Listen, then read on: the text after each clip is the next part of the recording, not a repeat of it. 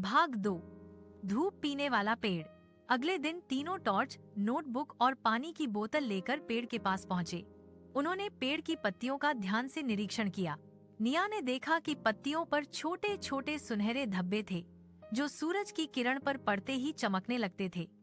ये क्या है? किसी बीमारी जैसा नहीं लगता, उसने कहा। आरव ने अपने विज्ञान शिक्षक की बात याद की। कभी कभी पौधों में म्यूटेशन यानी प्राकृतिक बदलाव हो जाता है। शायद इसी पेड़ में भी ऐसा ही कुछ हुआ था। उन्होंने ध्यान से देखा कि पेड़ की पत्तियां सामान्य पत्तियों से कई गुना ज्यादा प्रकाश सोख रही थीं। यह ऐसा था जैसे उसने अतिरिक्त प्रकाश संश्लेषण करने की क्षमता विकसित कर ली हो, पर इससे पूरे जंगल को नुकसान हो रहा था। कबीर बोला, हमें इसे रोकना होगा, वरना बाकी पेड़ मर जाएंगे।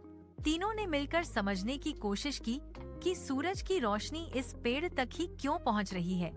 तभी उन्होंने देखा कि आसपास की झाड़ियों पर धूल की मोटी परत जम गई है, जो रोशनी को परावर्तित नहीं होने दे रही। निया ने तुरंत पानी छिड़कना शुरू किया।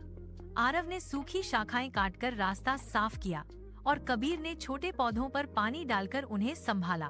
कुछ देर बाद जंगल के ऊपर की हवा साफ हुई और फिर सूरज की रोशनी धीरे धीरे बाकी पेड़ों तक पहुंचने लगी। पेड़ की पत्तियां भी अब धीमे धीमे सामान्य हो रही थीं, क्योंकि उसे पूरा सूरज अकेले नहीं मिल रहा था।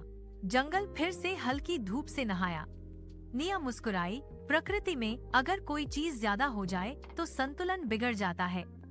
आरव बोला, और संतुलन वापस लाना ही असली जिम्मेदारी है।